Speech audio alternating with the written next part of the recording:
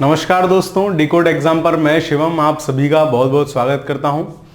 पूर्वावलोकन श्रृंखला में विज्ञान विषय जो हम कर रहे हैं, भौतिकी से हमने उसमें शुरुआत की थी और आज उसकी ये 7वीं कक्षा रहेगी, है ना। 7वीं कक्षा रहेगी। पिछली कक्षा में भी हमने लाइट टॉपिक को जो है उठाया था, मैंने आपको बताया था उसमें लगभग 150 प्रश्न हैं, तो मैंने उनको 2 कक्षाओं में डिवाइड कर लिया है और 2 कक्षा में आपका वो चैप्टर कंप्लीट हो जाएगा लाइट वाला। तो हमने पिछली कक्षा के लगभग 70 प्रश्न कर लिए थे, उससे आगे आज करना शुरू करते हैं, ठीक है।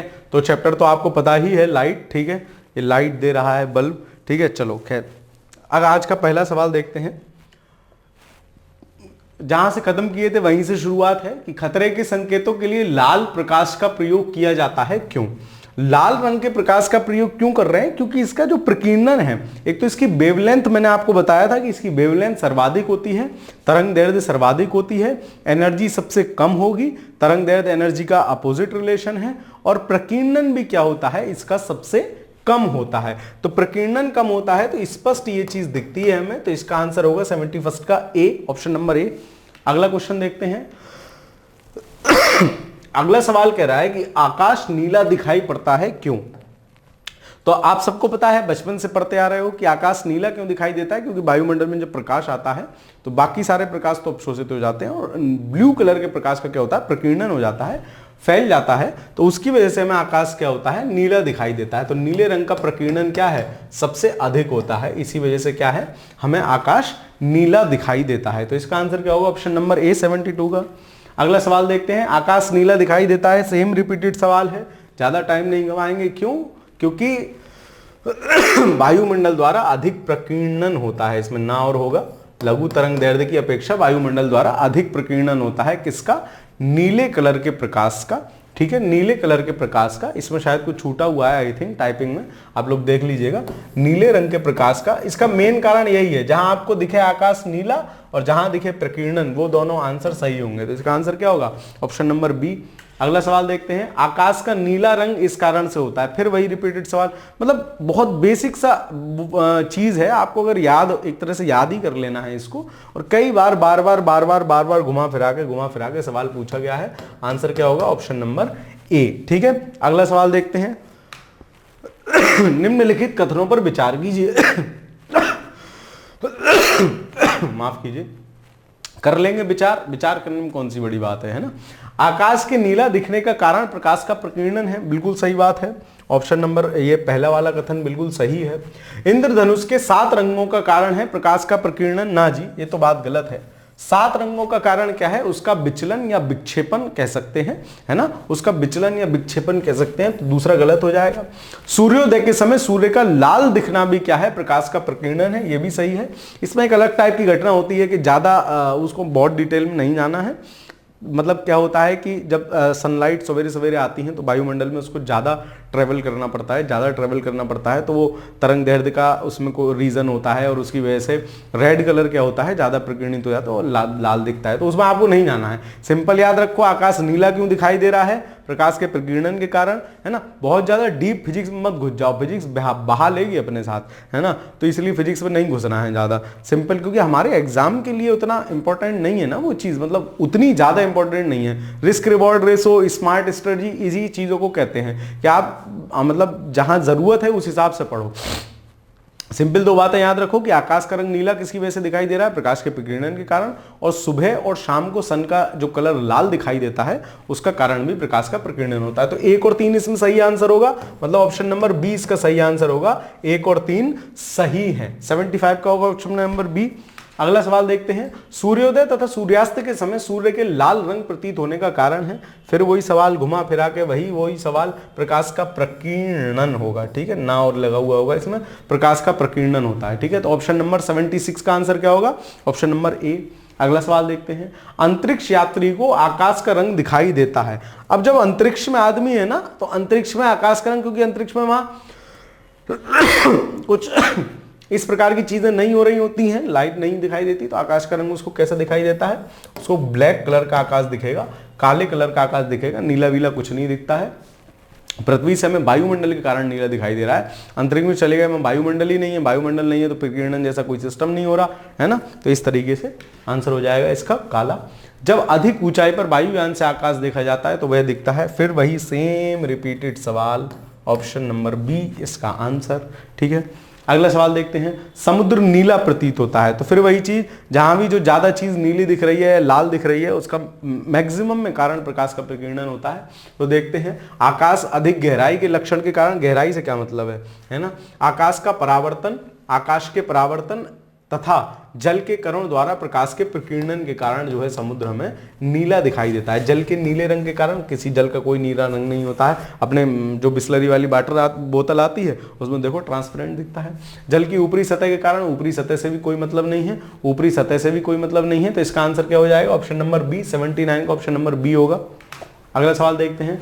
हमें घास हरी दिखाई देती है, अब इसे मत कर देना प्रकाश के प्रकीर्णन के कारण, नहीं, देखो जो भी कलर हमें किसी भी चीज का दिखाई दे रहा है ना, जो भी कलर हमें किसी भी चीज का दिखाई दे रहा है, उसका क्या कारण होता है कि उस पर प्रकाश की किरण पड़ी, बाकी सारे कलर तो उसने अवशोषित कर लिए, जिस कलर का दिख रहा है वो कलर अवशोषित नहीं किया, वो कलर हमारी तरफ वापस भेज दिया, मतलब उस कलर की रेज। तो यह हरे रंग के प्रकाश को हमारी आंखों पर परावर्तित कर देता है, बिल्कुल सही बात है, हरे रंग के प्रकाश को हमारी आंखों पर परावर्तित कर देता है, बाकी को क्या कर लेगा, अवशोषित कर लेगा। यह हरे रंग के प्रकाश को अवशोषित करती है, नहीं हरे रंग के प्रकाश को अवशोषित करती तो हरी कैसे दिखती, यह हरे रंग के अतिरिक्त सभी रंगों के प्रकाश को परावर्तित कर देती है, तो ये तो उल्टी बात हो गई, हरे रंग को ही परावर्तित कर रही है, बाकी सबको अवशोषित कर ले रही है, उपरोक्त में से कोई नहीं, तो ऑप्शन नंबर ए सही आंसर होगा। मैं आपसे कहूं कि ये पेन का कलर आपको लाल क्यों दिखाई दे रहा है, क्यों, क्योंकि इस पे जो पड़ने वाली रेज है वो बाकी चीजों को ऑब्जर्व क्या कहते हैं, अवशोषित करके आपके पास केवल लाल वाला भेज रही है, तो इसका आंसर होगा ऑप्शन नंबर ए 80 का। अगला सवाल देखते हैं, क्वेश्चन नंबर 81। जब दिन में पानी पर साबुन की फिल्म दिखाई देती है, इसका कोई मतलब नहीं है, साबुन की फिल्म का मतलब हो गया, वो सिंपल सी बात चल रही है, साबुन की फिल्म का मतलब हो गया झाग से जो दिखते हैं उसकी बात चल रही है, तो या झाग मान लो, बुलबुला मान लो, ऐसा मान लो, तो यह सुंदर दिखाई देती है, इसका क्या कारण है। पीछे भी हमने एक सवाल किया था, मैंने आपको बताया था साबुन का बुलबुला क्या होता है, ऊपर वाली उसकी जो वो है परत, वो भी रेस को क्या करती है, मतलब परावर्तित करती है, अंदर वाली भी करती है, दोनों से रेसेस परावर्तित होती हैं, दोनों मिक्स हो जाती हैं, इंटरफेरेंस हो जाता है, व्यतिकरण होता है, तो प्रकाश का व्यतिकरण इसका मेन कारण होता है, ऑप्शन नंबर डी सही आंसर होगा। 81 का आंसर क्या होगा, ऑप्शन नंबर डी। अगला सवाल देखते हैं। मान लीजिए, मान लेते हैं, बड़ी जैसी भाषा आती है ना, मैं नीचे देखता हूँ किसका सवाल है, कौन से आयोग का पूछा हुआ सवाल है, तो मेरी जो शंकाएं हैं वो पूर्णतया सत्य साबित होती हैं कि हाँ यूपीएससी का सवाल है। मान लीजिए पृथ्वी से पश्चिमगामी हो रहे एक रॉकेट यान की चाल प्रकाश के वेग की 2/10 है, रॉकेट यान की स्थिति, यात्रियों को जो प्रकाश नीला दिखाई दे रहा है पृथ्वी पर स्थित, देखो ये ना फॉर्मूले वाले सवाल हैं, यही 95-94 के आसपास के आपको मिलेंगे, तो उतना हमको नहीं घुसना है, फॉर्मूला बताऊंगा अभी तब भी समझ में नहीं आएगा, याद कर लो उसको कैसा दिखेगा, नीला है तो उसको पीला दिखेगा। किस लिए याद कर ले रहे हैं कि अगर कोई सिर्री मास्टर बैठ गया, सिर्री एग्जामिनर बैठ गया, सिर्री हमारे यहाँ कहते हैं मतकटा टाइप से नहीं होता, जो मतलब जबरदस्ती दिखाएगा कि हाँ मैं हूँ, तो वो पता लगे यही सवाल कॉपी पेस्ट कर दिया उसने, तो हमें एक बार पढ़ा हुआ होना चाहिए, एक बार दिमाग में होना चाहिए, नीला दिख रहा था उसको धरती पे पीला दिखेगा, बस ताकि आंसर सही हो जाए। बाद में आपसे कोई नहीं पूछ रहा। ऑब्जेक्टिव की सबसे अच्छी बात क्या होती है ना, आपको पता नहीं कि आपका तुक्के में सही हुआ है, वास्तव में सही हुआ है, सही होना चाहिए बस। जहां रिटन एग्जाम वाली बात होती है मेंस में, उसमें तो आपका एबिलिटी चेक करते हैं, आपको पता नहीं पता है, लेकिन ऑब्जेक्टिव में पता नहीं, आपको पता था नहीं पता था, सही हो गया, बात खत्म हो गई। इसका आंसर क्या होगा, सी होगा 82 का। अगला देखते हैं। किसी उत्तल दर्पण द्वारा अनंत तथा दर्पण के ध्रुव P के बीच रखे गए बिंब प्रतिबिंब की प्रकृति क्या होती है, तो वो कैसा बनता है, आभासी ओर से सीधा प्रतिबिंब बनता है हमेशा, जो उत्तल मतलब फोकस उस पर बनता है प्रतिबिंब, तो आभासी और सीधा प्रतिबिंब बनता है। इसका आंसर होगा ऑप्शन नंबर ए 83 का। ठीक है, अगला सवाल देखते हैं। कार में पीछे के यातायात के दृश्यावलोकन के लिए किस प्रकार के शीशे का प्रयोग होता है। पहली बात तो ये याद रखना कि यहाँ ना आपको लेंस और दर्पण दोनों दिया होगा। इस प्रकार के सवालों में कभी कभी कंफ्यूज करने के लिए लेंस और दर्पण दोनों देते हैं। आप पहले समझ लो लेंस और दर्पण होते क्या है। अगर दो दर्पणों को मैं मिला दूं तो वो बन जाएगा मेरा लेंस की तरह से ट्रीट करेगा। जैसे ये क्या है, उत्तल लेंस है, मतलब इधर से भी और इधर से भी। और दर्पण क्या होते हैं, इस प्रकार का गोलीय खंड होता है, उस पर एक तरफ क्या होता है, पॉलिश होती है। तो आप खुद इमेजिन करके देखो, तो जो गाड़ी में जो मतलब साइड वाली जो माफ कीजिए, मिरर होता है, उसमें क्या है, एक तरफ से ही तो देख पा रहे हैं, उसके आर पार थोड़ी देख पा रहे हैं, आर पार देख पाएंगे तो वो लेंस होगा। एक ही तरफ देख पा रहे हैं, मतलब पीछे से उसकी पुतली पुती हुई है, तो उस वो क्या होता है, वो दर्पण होता है ना, जो इसके जिसके आर पार न देख पाए दर्पण है, जिसके आर पार देख ले, जैसे मेरे चश्मे का जो ग्लास है वो लेंस है, क्योंकि इसके आर पार देख पा रहे हैं, ठीक है। तो ये आप ध्यान रखेंगे, तो दर्पण और लेंस से कंफ्यूज करता है, ठीक है। तो वो जो होता है वो उत्तल दर्पण होता है, उत्तल दर्पण होता है जो कार में यूज होता है, ठीक है। उत्तल दर्पण का क्या काम है, दूर को बड़ी वाली चीज को छोटा इमेज बना देना, और अवतल दर्पण का क्या काम है, छोटी चीज को बड़ा बना देना। मतलब तो हम कोई अगर ऐसा काम कर रहे हैं, मान लो सवाल कोई नई तरीके का आ जाता है, काम से रिलेटेड, हम कोई ऐसा सवाल कर रहे हैं, छोटी चीज हमें बड़े करके देखनी है, छोटी चीज हमें बड़े करके देखनी है, तो हम क्या है, अवतल दर्पण का यूज करेंगे। कोई बड़ी चीज हमें कंसाइज करके देखनी है तो उत्तल दर्पण का यूज करते हैं। तो पीछे क्या है, रोड काफी चौड़ा है, कंसाइज करके छोटे से इमेज में देखना है तो उत्तल दर्पण का यूज होता है। ऑप्शन नंबर सी सही आंसर होगा 84 का। अगला सवाल देखते हैं, वाहनों में पृष्ठ दृष्टि दर्पण के रूप में किस दर्पण का प्रयोग किया था। देख रहे हो पीछे की, यहां सिंपल पीछे नहीं लिख सकते थे इसको, पीछे की पृष्ठ दृष्टि दर्पण, मतलब अरे यार सिंपल सा लिख दो, काहे कंफ्यूज कर रहे हो, हैं, ठीक है। तो पृष्ठ, देखो मुझे ही बोलने में तकलीफ हो रही है, पृष्ठ दृष्टि दर्पण के रूप में किसका यूज किया जाता है, उत्तल लेंस का। ऑप्शन नंबर बी सही आंसर होगा 85 का। दर्पण के सामने खड़े एक व्यक्ति को अपना प्रतिबिंब अपने से बड़ा लगता है, ठीक है।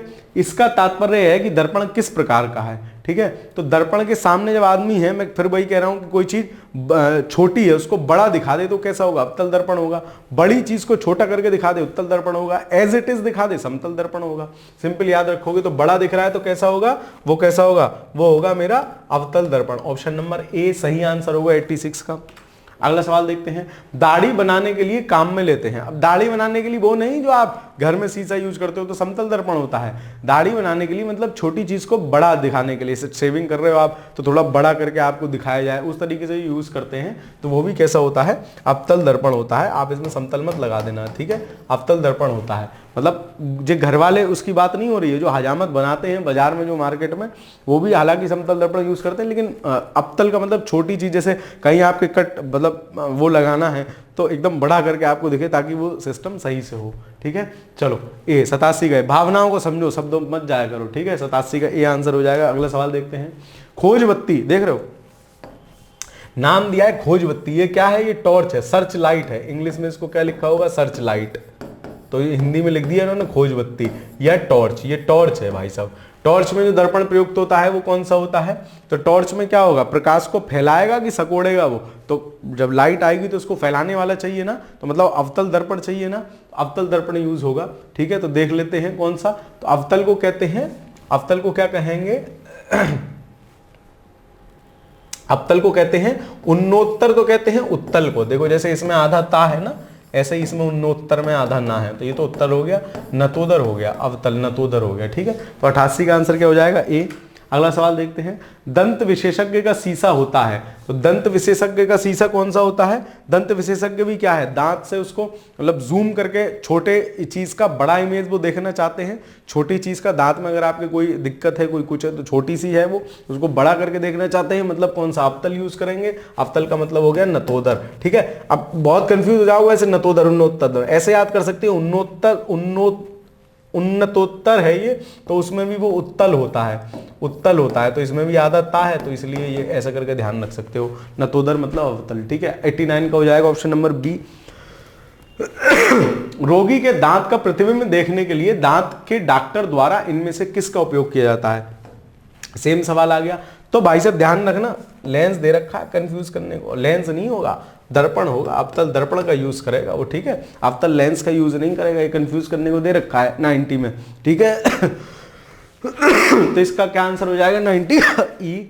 अगला सवाल देखते हैं, धूप से बचने के लिए छाते में रंग संयोजन निम्नलिखित में से कौन सा उचित है। भाई सब पूरी दुनिया उल्टा छतरी लगाती है, उल्टा छतरी लगाती है मतलब काला वाला छाता लेके चलते हैं, ऊपर से काला अंदर से सफेद, वो बारिश वाला छाता है, वो धूप वाला छाता नहीं है दीदी जो आप रास्ते में लेकर घूमती हो। खैर आप तो पिंक कलर पसंद करते हैं, इसको अदरवाइज मत लेना, ऐसी बोल दिया, ठीक है। तो छाता जब यूज करते हैं तो क्या होता है, हम छाता लेके चल रहे हैं, बढ़िया काला ऊपर छाता है, धूप से बचने की काला छाता, उल्टा है, काला रंग क्या है, ऊष्मा को सबसे ज्यादा अवशोषित करेगा, वो तो क्या करेगा, जो सन की लाइट है उसको और ज्यादा खींचेगा आपके अंदर, खींचेगा तो आपको और ज्यादा गर्मी लगेगी। वो जो ऊपर से काला अंदर से व्हाइट है ना, वो बारिश वाला छाता है, वो धूप में लेके चलने वाला छाता नहीं है। धूप में लेके चलने वाला छाता क्या हो, ऊपर हो लाइट कलर, अंदर हो डार्क कलर। ऊपर लाइट कलर होगा तो वो क्या करेगा, एनर्जी को क्या अपने अंदर अवशोषित नहीं करता है, उसको वापस कर देता है। ऐसे गर्मियों में बोलते हैं ना, सफेद कलर के कपड़े पहने जाते हैं, कुर्ता पजामा सफेद कलर का पहना जाता है, क्यों, क्योंकि वो जो हीट आई उसको वापस भेज देते हैं। ठीक है, धूप से बचने के लिए छाते के रंग संयोजन क्या होना चाहिए, तो ऊपर काला नहीं होना चाहिए, तो बारिश वाला है, ऊपर उजला नीचे काला। ऑप्शन नंबर बी सही आंसर होगा। ठीक है, बहुत सारे लोग आज पता चला होगा हम तो गलत छतरी लेके घूमते हैं। ठीक है, चलो खैर अगला सवाल देखते हैं। खगोलीय दूरदर्शी से बना प्रतिबिंब होता है, तो कैसा प्रतिबिंब होता है, काल्पनिक और बड़ा प्रतिबिंब होता है, काल्पनिक और बड़ा होता है। 92 का ऑप्शन नंबर बी सही आंसर होगा। अगला सवाल देखते हैं, जब दो समांतर दर्पणों के बीच में कोई वस्तु रख दी जाती है तो प्रतिबिंब कितने बनते हैं। आपने कभी देखा होगा ना, जब आप कभी शेविंग वेविंग कराने जाते हैं तो जो आपका शेविंग यहाँ कराने जा रहे हैं, नाई जो होता है ना, हिंदी में उसको नाई बोलते हैं, तो सामने क्या है, सामने शीशा है और उसकी दुकान पे पीछे भी शीशा लगा हुआ होता है। तो कभी पीछे वाले शीशे में दिखाना, ऐसा लगता है पीछे तक आप बैठे हो, बार बार इमेज में इमेज, इमेज में इमेज, इमेज में इमेज आपकी बनती जाती है। तो क्या होता है, तो प्रतिबिंबों की संख्या, दो समतल दर्पणों के बीच में प्रतिबिंबों की संख्या कितनी होती है, अनंत होती है। ऑप्शन नंबर डी सही आंसर होगा 93 का, ऑप्शन नंबर डी। मतलब प्रयोग करके देखना, आपकी बार जब शेविंग या कटिंग कराने जाओ तो पीछे की तरफ जो उसके शीशा लगा हुआ हो ना, उसमें देखना। ठीक है, चलो। प्रकाश के एक बिंदु स्रोत को दो समांतर समतल दर्पणों के मध्य रखने पर कितने प्रतिबिंब बनेंगे, सेम रिपीटेड सवाल है, अनंत प्रतिबिंब बनेंगे, है ना, अनंत प्रतिबिंब बनेंगे। अब की बार जब शेविंग कटिंग कराने जाओ ना तो जरूर देखना, सामने जो आप जिसमें आप देख रहे होते हो, जिसमें मतलब कटिंग होते हुए आप देख रहे होते हो, और पीछे क्या होता है, पीछे एक शीशा होता है, उस शीशे में देखना। चलो, जब किसी दर्पण को थीटा कोण से घूर्णित किया जाता है तो परावर्तित किरण का घूर्णन होगा। परावर्तित थीटा, तुम दर्पण को घुमाओगे तो किरण कितना घूम जाएगी, 2 थीटा घूम जाएगी। ये भी देखो वही पुराना वाला सवाल है, पहले फॉर्मूला बेस्ड सवाल आते थे, अब इस प्रकार के इतना फिजिक्स में नहीं घुसेंगे आपसे। ठीक है, फिर भी ध्यान रखना कि अगर थीटा क्या कहते हैं, थीटा डिग्री कोण को, अब थीटा की जगह वो आपसे यहाँ मान दे दे, यहाँ कहते हैं 30 डिग्री दर्पण को घुमाया जाता है, तो बताइए जो परावर्तित किरण है वो कितनी घूम जाएगी, तो 2 थीटा मतलब 2 गुनी घूम जाएगी, मतलब 60 डिग्री घूम जाएगी। अगला सवाल देखते हैं। अरे वाह, इतना बड़ा सवाल। नीचे 2 वाक्यांश दिए गए हैं। कथन 1, यातायात संकेतों पर जड़ी हुई कांच की छोटी छोटी मणिकाएं, ओहो, उन पर पड़ने वाले प्रकाश पर तेजी से चमकने लगती हैं। ठीक है, प्रकाश पूर्णतया परावर्तित होता है जब आपतन कोण एवं निश्चित क्रांतिक मान से अधिक हो जाता है। हाँ, अब मैंने पिछली वीडियो में आपको समझाया था कि जब कोई प्रकाश का जो ये आपतन कोण है, इसका मान क्रांतिक कोण से ज्यादा, क्रांतिक कोण मतलब कि वो इधर न जाए, सीधे इधर वापस हो जाए, क्रांतिक कोण से पिछली वीडियो में समझा रखा है क्रांतिक कोण। अगर आपने नहीं देखा है तो एक बार देख लो वहां जाके, यहां दोबारा समझाऊंगा 5 मिनट, फिर आपके खराब होंगे, कोई फायदा तो है नहीं। ठीक है, तो क्या है कि निश्चित क्रांतिक कोण से अधिक हो जाता है एवं अपेक्षाकृत सघन माध्यम से गुजरता हुआ प्रकाश विरल माध्यम में जाता है। हाँ, दोनों कंडीशन सही है, क्रांतिक कोण भी हो, सघन से विरल में जाए, सघन से विरल में जाएगा तभी तो विलंब से दूर हटेगा, और इतना दूर हट जाएगा कि उसी माध्यम में वापस आ जाएगा। ठीक है, तो दोनों सही है, तो ए भी सही है, आर भी सही है, और सही व्याख्या भी है। इसी वजह से ही, पूर्ण आंतरिक परावर्तन की वजह से ही वो मणिकाएं जो हैं वो चमक रही हैं। तो ऑप्शन नंबर ए सही आंसर होगा। ए और आर दोनों सही हैं और सही स्पष्टीकरण भी है। 96 का आंसर क्या होगा, ऑप्शन नंबर ए। अगला सवाल देखते हैं। प्रकाश में 7 रंग होते हैं। ठीक है जी, 7 रंग हैं। रंगों को अलग अलग करने का क्या तरीका, कुछ मत करो, बचपन से देखते आ रहे हैं, क्लास 6, 7, 8 की किताब में वो प्रिज्म का एक चित्र बना हुआ होता था, तिकोना सा लाला बना हुआ होता था, इसमें से एक इधर से किरण जाती थी और इधर से भाई साहब 7 होकर निकलती थी। हम बचपन में सोचते थे कि ऐसा प्रिज्म होगा, इसमें कोई भी चीज जाती है 7 होकर निकलती है, मैं भी इसमें से निकल जाऊंगा, मैं भी 7 हो जाऊंगा। ठीक है चलो खैर, तो 7 रंग हो जाते हैं। उसका तरीका क्या है, उसको प्रिज्म में से निकाल दो, तो एक प्रिज्म रंगों को अलग अलग किया जा सकता है प्रिज्म की सहायता से। ठीक है, वर्ण विक्षेपण हो जाता है, क्यों होता है, कैसे होता है, पूरी थ्योरी है, उस पर अपन नहीं जाएंगे। ठीक है, अगला सवाल, इंद्रधनुष के रंगों का सही क्रम क्या है, लिख लेते हैं। इंद्रधनुष वही वर्ण विक्षेपण होता है, BIBGOR, विवग्योर। ठीक है, तो देखो कौन कौन सा है, नीला, हरा, बैगनी, तो नीला, ग्रीन, बैगनी तो नीचे आ गया, मतलब ये गलत हो गया, बैगनी, हरा, नीला, बैगनी, हरा, और नीला तो इसके बाद आ गया, ये भी गलत हो गया। नीला, पीला, हरा, तो नीला, पीला और हरा, ये भी गलत हो गया। नीला हरा पीला, तो नीला हरा और पीला मतलब ब्लू ग्रीन और येलो। ऑप्शन नंबर डी सही आंसर हो गया, ये सही क्रम है। तो आपको क्या पता होना चाहिए, बिवग्योर पता होना चाहिए, बचपन से पता होता है। हिंदी वाले बेजानी हफी नाला लिख लेते हैं, ठीक है, मतलब बेजानी मतलब बैगनी जामुनी, इस तरीके से बेजानी हफी नाला, ठीक है। तो वो या फिर बिवग्योर आप याद कर लो, अंग्रेजी में आपको पता हो। तो 98 का क्या हो जाएगा, ऑप्शन नंबर डी सही आंसर हो जाएगा। जब धूप वर्षा की बूंदों पर गिरती है तो इंद्रधनुष बनता है, वाह वाह वाह। इसके लिए निम्नलिखित में से कौन सी भौतिक परिघटना जिम्मेदार है, ठीक है। इंद्रधनुष बनने के लिए पूछ रहा है क्या क्या होना चाहिए, परिक्षेपण या वर्ण विक्षेपण की बात कर रहा है। परिक्षेपण या वर्ण विक्षेपण वही होता है। तो वर्ण विक्षेपण तो होगा तभी तो हमें इंद्रधनुष दिखेगा, 7 कलर दिखेंगे। अपवर्तन भी होगा और आंतरिक परावर्तन भी होगा, इसमें तीनों चीजें होंगी, ठीक है। अपवर्तन भी होगा तभी तो बात चलेगी और आंतरिक परावर्तन भी होगा तभी काम चलेगा, ठीक है। अब ये कॉन्सेप्ट है, अब मैं आपको बिल्कुल इंद्रधनुष बता के और बताने समझाऊंगा तो ऐसे नहीं हो पाएगा, ठीक है। मतलब बुरा मत मानना इस बात का, ठीक है, लेकिन यहाँ जितना जरूरी है उतना ही आपको बताया जा रहा है। तो परिक्षेपण वर्ण विक्षेपण भी होगा, ये तो आपको समझ में आता ही है। अपवर्तन भी होगा, आंतरिक परावर्तन भी होगा। तो 1 2 3 दोनों सही, तीनों सही होंगे। ऑप्शन नंबर डी सही आंसर होगा। बाकी कोई सवाल आपको ऐसा लगा करे अच्छे समझ में नहीं आया, कमेंट कर दो, अगली वीडियो में मतलब बेहतर तरीके से समझा दिया करूंगा उसको, ठीक है। तो 99 का क्या आंसर हो जाएगा, ऑप्शन नंबर डी। अगला सवाल देखते हैं, प्रकाश का वर्ण विक्षेपण संभव है। फिर वही बात आ गई घुमा फिरा के, 7 रंगों में टूटना, वर्ण विक्षेपण, परिक्षेपण, कुछ भी कह सकता है आपसे, है ना। विचलन तो किसके द्वारा, प्रिज्म के द्वारा है। बचपन में 6ठी क्लास में प्रिज्म देखते थे, उसमें से प्रकाश की किरण पहले ऐसे आती थी, फिर सीधी हो जाती थी, फिर नीचे ऐसे 7 रंगों में टूट जाती थी, ठीक है। और यही बिवग्योर याद करते करते कई साल हो गए हम लोगों को। अगला सवाल देखते हैं, अधोलिखित में से कौन सा रंग इंद्रधनुष के मध्य में दिखाई देता है। तो बीच वाला पूछ रहे हैं, तो देखो BIBGYOR,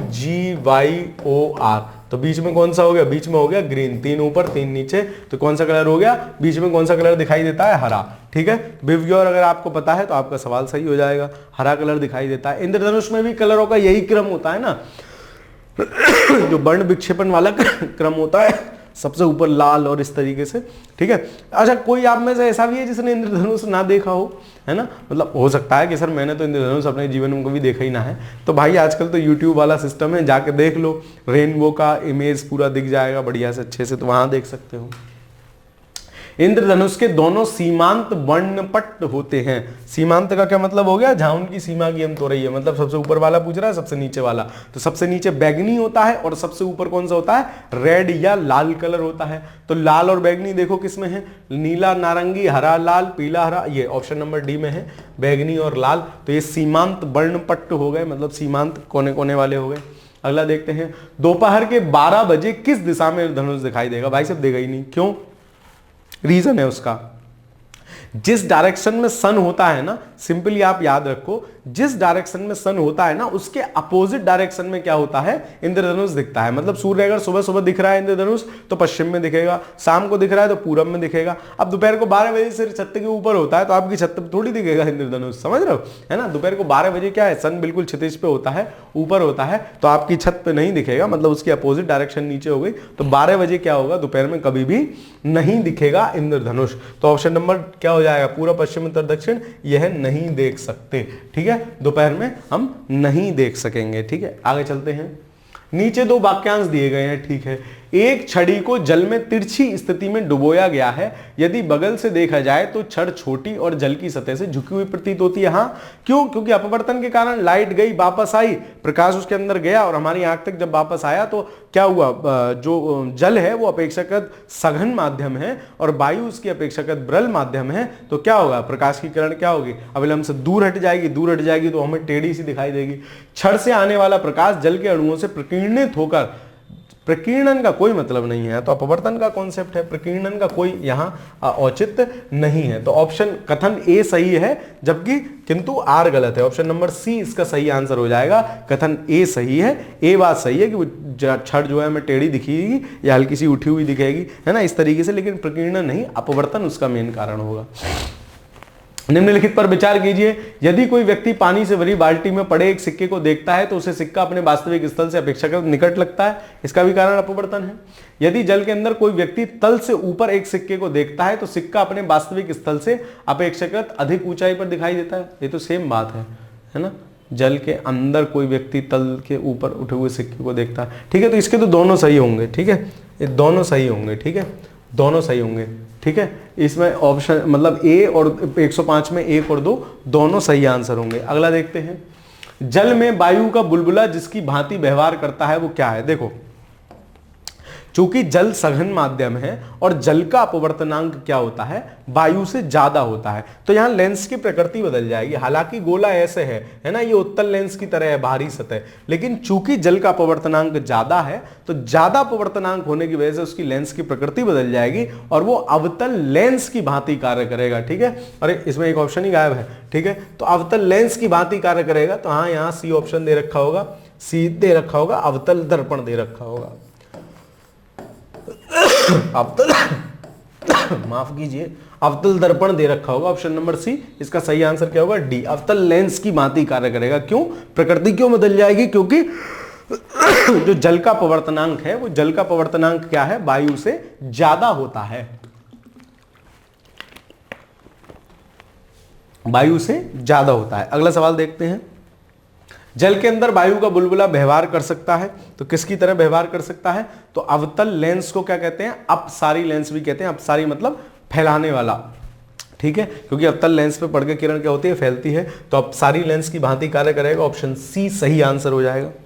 अगला देखते हैं, समान फोकस दूरी वाले कांच के दो लेंस जिनमें एक उत्तल तथा दूसरा अवतल लेंस है। समान फोकस दूरी क्या होती है, मतलब जो लेंस जो होते हैं ना, ये लेंस जो होते हैं किसी गोलीय दर्पण का भाग होते हैं, मतलब इतना हिस्सा हम काट के इसको लेंस बना लेते हैं, तो इसकी एक फोकस दूरी मतलब जो त्रिज्या की आधी होती है, शायद कंफर्म नहीं हूं, फोकस दूरी होती है। तो ये कह रहे हैं समान उसके, मतलब फोकस दूरी दोनों की समान है। एक उत्तल तथा एक अवतल लेंस है, दोनों एक दूसरे से सटाकर रखे गए हैं, तो भाई उत्तल मिला दिया, ये लेंस मिला दिया,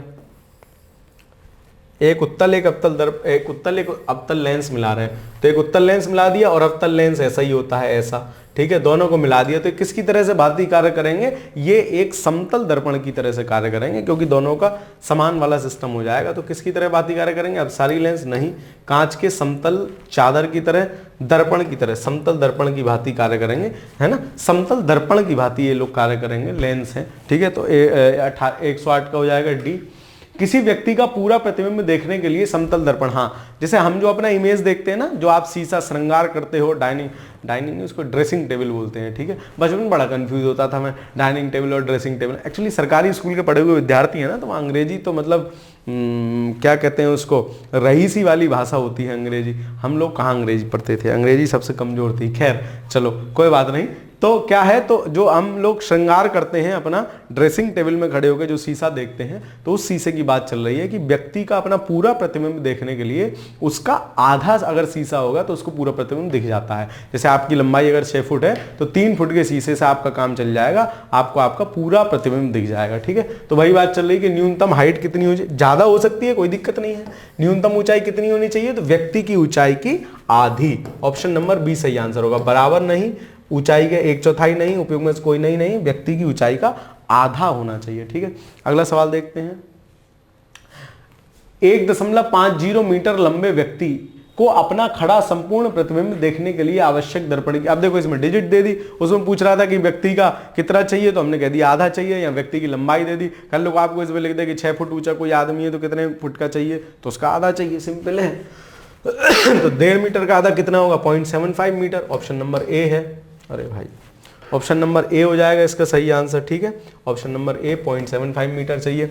अगला सवाल देखते हैं, एक समतल दर्पण की वक्रता त्रिज्या होती है, तो जो समतल दर्पण है, देखो जो गोलीय दर्पण होता है ना, ये पूरा गोलीय दर्पण होता है, इसमें से काट लेते हैं, इसमें से काट लेते हैं, मान लो दर्पण, तो इसकी त्रिज्या कुछ ना कुछ होगी, लेकिन समतल दर्पण तो ये सीधा होता है, तो ऐसा माना जाता है बहुत बड़ा गोलीय दर्पण होगा। मान लो इसका मैं इतना सा हिस्सा काट लूं, इसका मैं इतना सा हिस्सा काट लूं, तो ये समतल दर्पण की तरह लगेगा, लेकिन ये बहुत छोटी चीज हो गई। अब हमें बहुत बड़ा शीशा अगर लेना है तो बहुत बड़ा गोलीय दर्पण कोई होगा, उसमें से छोटा पार्ट काटेंगे तो उसका क्या हो जाएगा, तो माना जाता है कि उसकी वक्रता त्रिज्या कितनी होती है, अनंत होती है। ठीक है, मैक्सिमम होती है, तो 111 का हो जाएगा ऑप्शन नंबर सी। अगला सवाल देखते हैं, आवर्धक कांच में किस प्रकार का लेंस प्रयोग किया जाता है। तो आवर्धक कांच क्या होता है, वो नहीं देखते आप, वो बचपन में देखा होगा जिससे सूर्य की लाइट लेकर आपने जला दिया होगा, ठीक है, तो जादू करके दिखाया होगा, उसी को ये आवर्धक लेंस कहते हैं, मतलब जूम करने वाला होता है, ठीक है। लैब वेब में दिखाते हैं ना, वो जो पहले आता था, कौन सा आता था वो नाटक जो आता था, CID है, दया पता करो कुछ तो चक्कर है, ठीक है। तो CID में वो जो डॉक्टर साहब थे उनके पास एक लेंस हमेशा रहता था, वो ऐसे करके ही देखता रहता था उससे। तो आवर्धक लेंस उसी की बात चल रही है। उसमें क्या होता है, उसमें कौन सा होता है, उसमें उत्तल दर्पण होता है, उसमें उत्तल लेंस नहीं होता, उत्तल दर्पण नहीं, लेंस होगा शायद उसमें, ठीक है, उसमें लेंस होगा क्योंकि वो आर पार दिखाता है, उसमें लेंस होगा, ठीक है। तो ऑप्शन नंबर सी सही आंसर हो जाएगा 112 का। अगला सवाल देखते हैं, दूरदृष्टि दोष निवारण के लिए काम में लेते हैं। देखो दूरदृष्टि दोष है, लिखा हुआ क्या है, दूरदृष्टि दोष, लेकिन भाई साहब दूर का उसे सही दिखेगा, उल्टा सिस्टम है इसमें। दूरदृष्टि दोष में क्या होता है, दूर का सही दिखता है, पास का गड़बड़ दिखता है, और निकट दृष्टि दोष में निकट की दृष्टि सही है लेकिन दूर की दोष है। पता नहीं किसने नाम दिया है, उल्टा नाम दे दिया है, मतलब उल्टा है। समझने के लिए आप दध्यान रखो कि दूर दृष्टि दोष है तो उसकी दूर की दृष्टि सही होगी, पास की दृष्टि में दोष होगा, है ना, पास की दृष्टि उसे सही नहीं दिखेगी। और निकट दृष्टि दोष है तो निकट का सही दिखेगा, दूर का सही नहीं दिखेगा।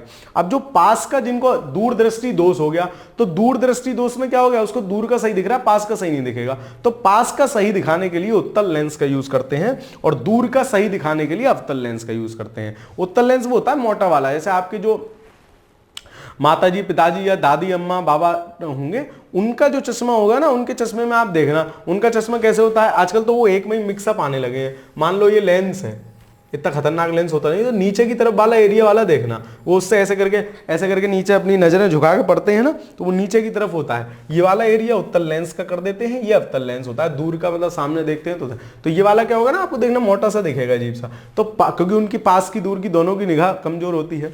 हम लोगों का तो एक से ही काम चल जाता है, दूर दृष्टि। मुझे कौन सा दोष है, मुझे निकट दृष्टि दोष है, निकट का सिस्टम सही दिख रहा है, दूर का थोड़ा डिस्टर्ब दिखता है, इसलिए चश्मा लगाता हूं। चलो, तो मेरे कौन से हैं, मेरे अवतल लेंस है, लेकिन ये दूर दृष्टि दोष की बात चल रही है, मतलब दूर का सही दिख रहा है, उसको पास का खराब दिख रहा है, तो उसके में कौन सा यूज होता है, उत्तल लेंस यूज होता है, ठीक है, दर्पण नहीं, क्योंकि दर्पण होता तो एक साइड इसकी पेंटेड होती, लेंस यूज होता है। 113 का सी हो जाएगा। दूरदृष्टि दोष वाले व्यक्ति के संबंध में निम्नलिखित कथनों में से कौन सा एक कथन सही नहीं है। ठीक है जी, बता देते हैं कौन सा एक सही नहीं है। दूरदृष्टि दोष की बात चल रही है, मतलब दूर का तो उस आदमी को सही दिखेगा, व्यक्ति दूर के पिंडों को स्पष्टता से देख सकता है, बिल्कुल सही बात है। दूरदृष्टि दोष वाला दूर का सही देखेगा, याद रखना इस बात को, कंफ्यूज करती है। दूरदृष्टि दोष है तो दूर का आइटम सही दिखेगा, पास का गड़बड़ दिखेगा, ठीक है, तो ये सही है। लेंस का नभ्यांतर अधिक होता है, निकट से पिंडों को प्रतिबिंब रेटिना के पीछे फोकस होता है, ठीक है। इस दोष को ठीक करने के लिए अवतल लेंस, अरे भाई साहब कैसी बात कर रहे हो, दूरदृष्टि दोष है तो उत्तल लेंस का यूज होगा मतलब पास की चीज सही दिखाने के लिए माफ कीजिए, उत्तल लेंस का यूज होगा। तो ऑप्शन नंबर डी गलत है, वही पूछ रहा है कौन सा एक सही नहीं है, डी गलत हो गया। अगला देखते हैं, पढ़ने में काम आने वाले ग्लासेस किस प्रकार के लेंस से बनते हैं।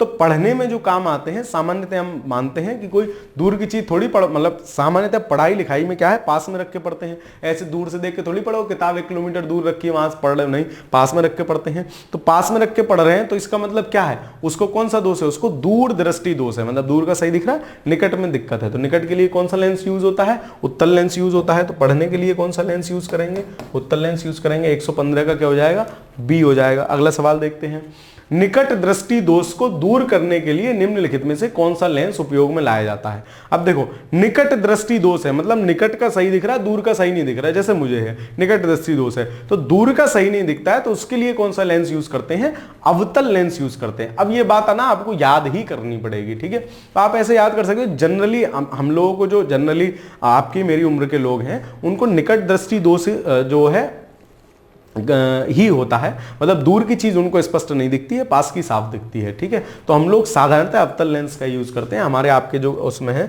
तो अवतल को क्या कहते हैं, नतोदर या कॉनकेव, ठीक है, नतोदर या कॉनकेव। तो ऑप्शन नंबर बी इसका सही आंसर हो जाएगा 116 का। अगला सवाल देखते हैं, वीडियो इतने सारे लोग देख रहे हो, लाइक वाइक कर दिया करो यार, कमेंट वमेंट किया करो, अपने दोस्तों के साथ साझा करते रहा करो, ठीक है, ताकि लगे कि हाँ क्लास एनर्जेटिक है, आपको भी फील हो कि हाँ, मुझे भी फील हो कि हाँ मेरे बच्चे अपने हैं, मुझे अपना महसूस कर रहे हैं और क्या कर रहे हैं, मेरे दोस्तों के साथ, मेरे जो और भी विद्यार्थी लोग हैं उनके साथ वीडियो साझा कर रहे हैं। चलो खैर, निकट दृष्टि दोष को ठीक किया जा सकता है। फिर वही बात, निकट दृष्टि दोष आपका हमारा जैसा है। निकट दृष्टि दोष मतलब निकट की, मैं बार बार इसलिए बोल रहा हूं ताकि आप बार बार सुनो उसको, आपको याद सी चीज हो जाए। निकट दृष्टि दोष है, निकट वाला सही दिखाई देगा, दूर वाला गड़बड़ दिखाई देगा। तो उसमें कौन सा लेंस यूज करेंगे? अवतल लेंस यूज करते हैं।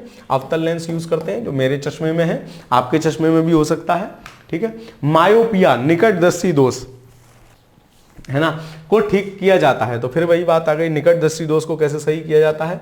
अवतल लेंस से। अब देखो इसमें दर्पण भी दे रखा है, लेकिन चश्मे में लेंस होता है, ठीक है। चलो, कभी आप ये कहते हो क्या चश्मे का दर्पण टूट गया? नहीं, हमेशा कहते हो ना चश्मे का लेंस टूट गया मेरा, तो ऐसे भी याद रख सकते हो। अगला सवाल देखते हैं, जब एक व्यक्ति तीव्र प्रकाश क्षेत्र से अंधेरे कमरे में प्रवेश करता है, कभी ऐसे करके देखना, कुछ दिखेगा ही नहीं और थोड़ी देर बाद सब कुछ दिखने लगेगा। तो वही ये कहानी करें, तो उसे कुछ समय के लिए स्पष्ट दिखाई नहीं देता, बाद में धीरे धीरे उसे चीजें दिखाई देने लगती हैं। इसका कारण क्या है? पुतली के आकार में परिवर्तन, ठीक है, पुतली के आकार में भी परिवर्तन होता है। लेंस के व्यास व फोकस दूरी में परिवर्तन नहीं, लेंस तो सेम रहेगा, लेंस के व्यास में कुछ नहीं होगा। रेडोप्सिन विरंजक व पुनः विरेचन होना, हाँ रेडोप्सिन होता है, अंधेरे में रिलीज होता है। रेडोप्सिन नाम का एक एंजाइम होता है, अंधेरे में रिलीज होता है, लेकिन जब रोशनी में चले जाते हैं तो कम रिलीज होता है। तो जब कम रिलीज हो रहा है, एकदम अंधेरे में आओगे, उसका मौजूदगी नहीं है तो आपको कुछ दिखेगा ही नहीं। आंखों का अंधेरे के प्रति कुछ समय के लिए अनुकूलित ना होना, ये भी है। तो इसमें ना ए सी डी तीनों आंसर सही है ना, बुक में भी ऐसे ही दे रखा है, ACD तीनों आंसर सही है। लेकिन अब ठीक है, तो इस प्रकार के प्रश्नों क्या होता है, तो डिलीट कर देते हैं। ज्यादा आपने सही आंसर दे दिए तो क्या करोगे? डिलीट कर दोगे। तो आपको उससे घबराना नहीं है, हमें समझना है कि हमारे सही आंसर कौन से हैं। चलो, मतलब रिपीट होगा तो हो सकता है इनमें चेंज कर दे, इन ऑप्शन में चेंज करके फिर आपको क्वेश्चन दे, तो आपको चीजें याद रहनी चाहिए। अगला सवाल देखते हैं 120, आंख में संकेंद्रण होता है। संकेंद्रण का मतलब हो गया जो इमेज बन रही है उससे रिलेटेड चीजें।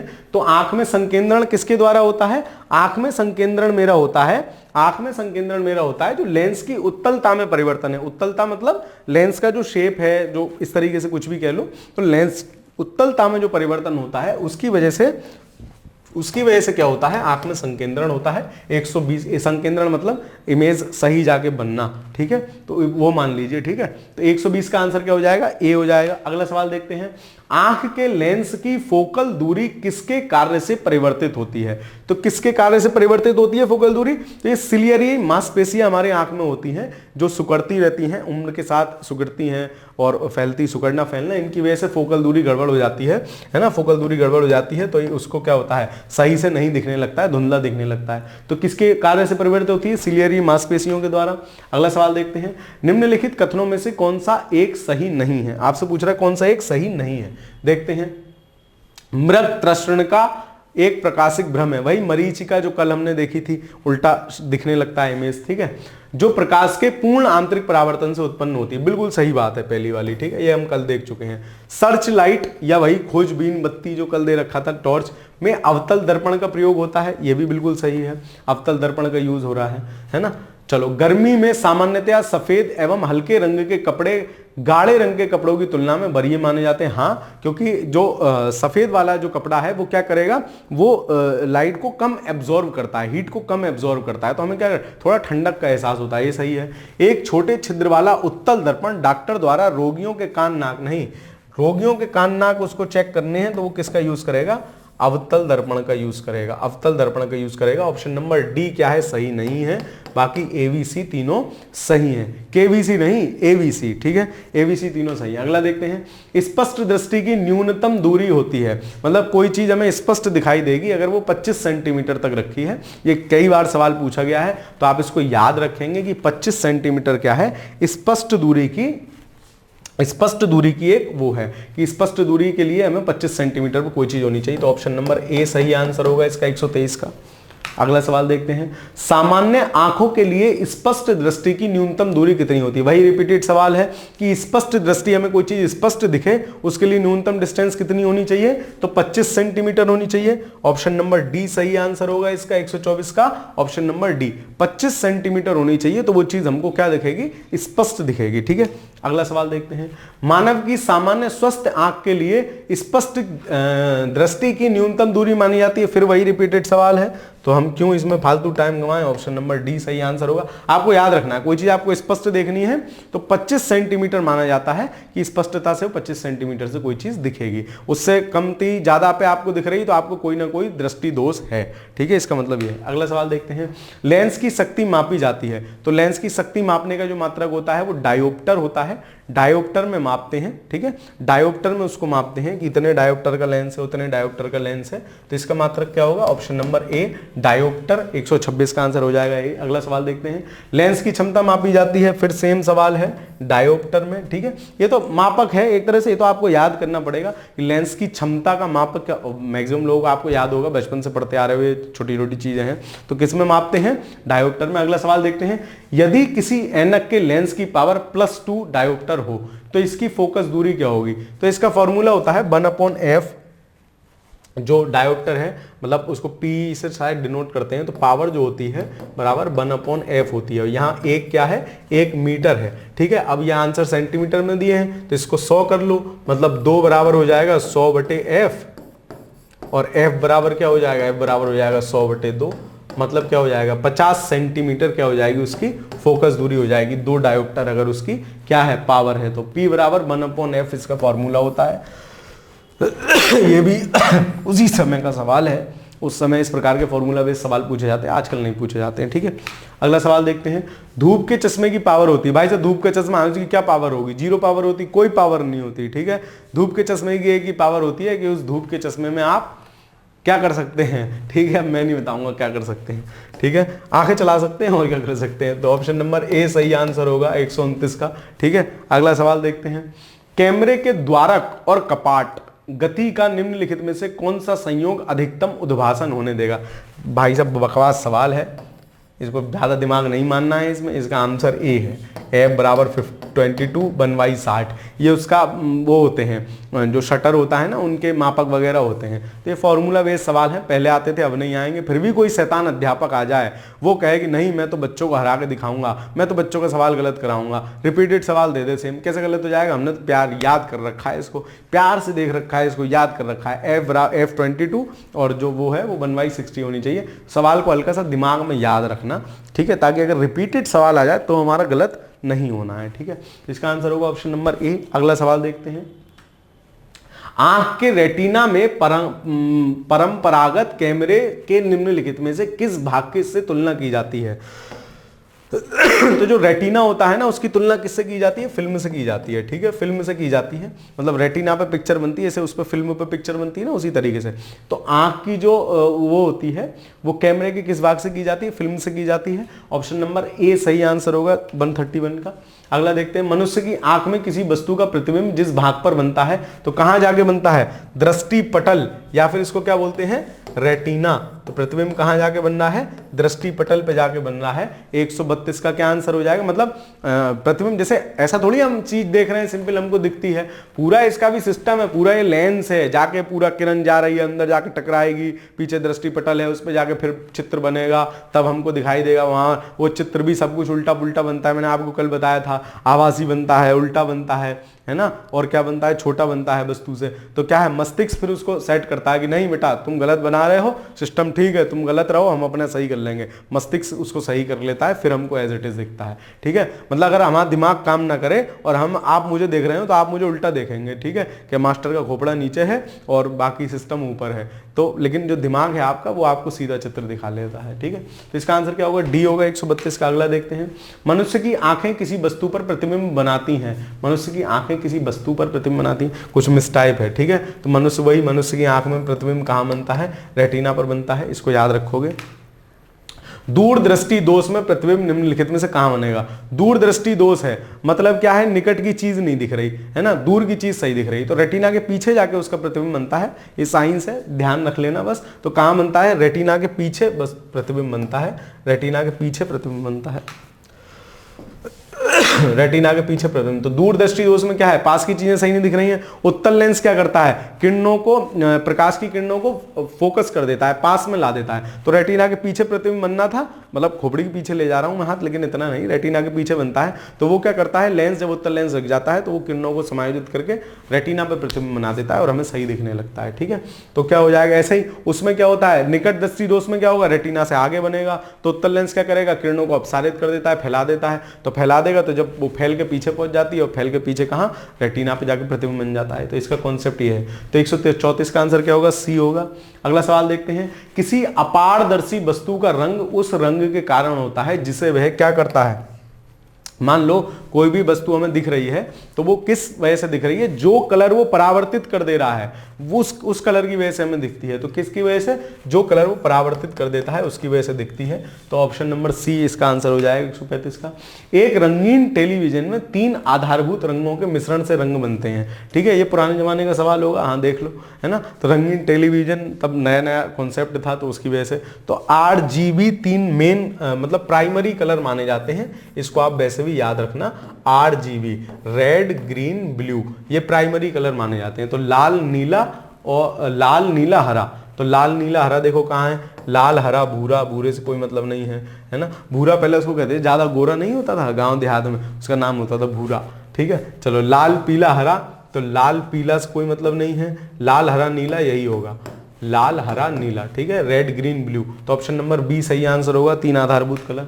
अगला देखते हैं, वे कौन से मूल वर्ण हैं जिनसे टीवी के पर्दे पर विभिन्न रंग प्रकट होते हैं। तो वही RGB रेड ग्रीन ब्लू। तो रेड ग्रीन ब्लू कहाँ है, ऑप्शन इसी में ही है, रेड ग्रीन ब्लू। ठीक है, लाल पीले से कोई मतलब नहीं है, नारंगी से कोई मतलब नहीं है, काले से कोई मतलब नहीं है। ठीक है, तो ऑप्शन नंबर ए सही आंसर होगा। RGB याद रखोगे आप, ठीक है, ये 3 मेन कलर होते हैं RGB। 137 का हो जाएगा ए। अगला सवाल देखते हैं, जब लाल नीले तथा हरे प्रकाश का पुंज एक स्थान पर पड़ता है तो प्रकाश कैसा हो जाता है। RGB जब मिलते हैं लाल नीला और हरा तो वो व्हाइट हो जाता है, सफेद कलर का दिखता है, व्हाइट प्रकाश दिखता है। तो ऑप्शन क्या होगा, डी। इन रंगों को आप मिला के भी देख सकते हो, अपने घर पे लेना, तीनों कलर मिलाना तो सफेद सा हो जाएगा। अगला देखते हैं, निम्न में से कौन सा प्राथमिक रंग नहीं है। तो RGB मैंने आपको बताया प्राथमिक कलर है RGB, तो काले से कोई मतलब नहीं है, काला पीला लाल नीला, इसमें पीला दे रखा है पता नहीं, काला नहीं होगा इसमें। ठीक है, इसका आंसर होगा काला नहीं होगा। 3 मूल रंग है RGB, 3 मूल रंग कौन से, रेड ग्रीन ब्लू। तो देखो कहाँ है रेड ग्रीन ब्लू, नीला पीला, पीला नहीं है, नीला हरा लाल। ठीक है, नीला हरा लाल, ऑप्शन नंबर बी होगा 140 का आंसर। अगला सवाल देखते हैं, निम्नलिखित कथनों पर विचार कीजिए, कर लेंगे। यदि मैजेंटा कौन सी, दिल्ली मेट्रो में लाइन है, मैजेंटा लाइन है ना, अलग अलग कलर है, ये अंग्रेजी वाले बच्चों कलर है। रक्ताव नील लोहित, हे भगवान, और पीले रंग की 2 वृत्त एक दूसरे को काटते हैं तो प्रतिच्छेदित क्षेत्र का रंग लाल होगा। मिक्स, ये रंग मिक्सिंग वाली बात है। ठीक है, 2007 का सवाल है, पता नहीं क्यों पूछा है ना, रंग मिक्सिंग वाली सवाल है, रंग मिक्स कर दोगे तो ये दोनों इसके सही हैं। ठीक है, मैंने भी देख रखा है, मैजेंडा और पीला रंग मिलाओगे तो वो लाल बन जाएगा, और इसी तरह से साइन यानी हरिताभ नीला और मैजेंडा रंग मिलाओगे तो वो कौन सा रंग मिल जाएगा, वो नीला रंग मिल जाएगा। ठीक है, तो आप याद रखोगे इसको, इसमें दोनों सही हैं, 1 और 2 दोनों सही हैं। वैसे भी देख लो, मैजेंडा मतलब बैगनी सा कलर आप मिलाओगे और पीला कलर मिलाओगे तो बैगनी और पीला मिलके कैसा होगा, बैगनी और पीला मिलाओ तो लाल सा कलर बन जाएगा, ये सही है ना। और ऐसा ही हरिताभ नीला मतलब ग्रीनिश ब्लू कलर मिलाओगे और मैजेंडा कलर मिलाओगे तो कैसा बनेगा, ब्लू ही बन जाएगा। ठीक है, तो इसका आंसर क्या होगा, ऑप्शन नंबर सी। 1 और 2 दोनों सही हैं। ऐसे सवाल बकवास हैं, इनको छोड़ देना चाहिए। ऐसे सवाल अगर आए और आपको ना पता हो तो इनको छोड़ दो, आंख बंद करके छोड़ दो। ठीक है, क्योंकि सारे सवाल वैसे भी आपको नहीं करने हैं। सूर्य के प्रकाश में रंगों की संख्या कितनी होती है, 7 संख्या होती है। विबग्योर हम पढ़ते आ रहे हैं ना, BIBGYOR, तो विबग्योर 3 और 4 7 कलर होते हैं सूर्य के प्रकाश में। वर्ण विक्षेपण से या प्रिज्म द्वारा हम इसको देख सकते हैं या इंद्रधनुष के समय देख सकते हैं। निम्न रंगों में विषम को पहचानिए। हला, अरे भाई हला नहीं होगा, यहाँ हरा होगा। ठीक है, हरा, भूरा, लाल, पीला, तो भूरे से कोई मतलब नहीं है, बाकी ये सब बेबियोर के हिस्से हैं, ठीक है। हला नहीं होगा, वो हरा है, ठीक है, टाइपिंग मिस्टेक है। तो विषम कौन है? भूरा होगा। ऑप्शन नंबर बी 143 का सही आंसर हो जाएगा। अगला सवाल देखते हैं। निम्नलिखित परिघटनाओं पर विचार कीजिए, कर लेंगे। गोधूलि से सूर्य का अमाप, क्या पूछ रहा है? उपयुक्त में से कौन दृष्टि भ्रम है? अच्छा, कौन दृष्टि भ्रम है, मतलब वास्तव में नहीं होता है। उषा काल में सूर्य का रंग, उषा काल में चंद्रमा का दिखना, तो चंद्रमा तो दिखता तो सही है, इससे कोई मतलब नहीं हुआ। तीसरा तो दृष्टि भ्रम नहीं है, ये तो वास्तव में होता है। आकाश में तारों का टिमटिमाना, ये दृष्टि भ्रम है। आकाश में ध्रुव तारे का दिखना, ये भी सही। मतलब 3 और 5 हटाओ, 3 हटाओ, 5 हटाओ, 3 5 हटाओ, मतलब 1 2 4 सही आंसर हो जाएगा। गोधूलि के समय अमाप, मतलब ये जो शाम वाला जो हल्का सा गोधूलि बोलते हैं, संध्या और रात्रि के मध्य का जो समय होता है, ठीक है। तो ये क्या है? इसके समय जो वो दिखता है हमें रेड रेडिश सा दिखता है, वो भी किसके कारण है? प्रकीर्णन के कारण है। उषा काल में सूर्य का रंग, उषा काल में सूर्य का रंग भी प्रकीर्णन के कारण रेड हो जाता है, ठीक है। चंद्रमा तो वास्तव में दिखता है, उसमें कोई, और आकाश का टिमटिमाना जो है वो अपवर्तन के कारण होता है, तो वो भी दृष्टि भ्रम है ना, मतलब वास्तव में ऐसा नहीं है, भ्रम है, ठीक है। तो ये भी सवाल सही है। तो इसका आंसर क्या होना चाहिए? इसका आंसर होना चाहिए ऑप्शन नंबर सी। इसी के साथ आपका पूरा प्रकाश नामक ये चैप्टर समाप्त होता है। वीडियो आपको कैसी लगी है कमेंट के माध्यम से बताते चलिएगा। वीडियो को लाइक करते चलिए। चैनल पर नए आए हों तो चैनल को सब्सक्राइब अवश्य कर लीजिए। बहुत अच्छी आपको वीडियो मिलती हैं। बाकी पढ़ते रहिए, खुश रहिए। धन्यवाद।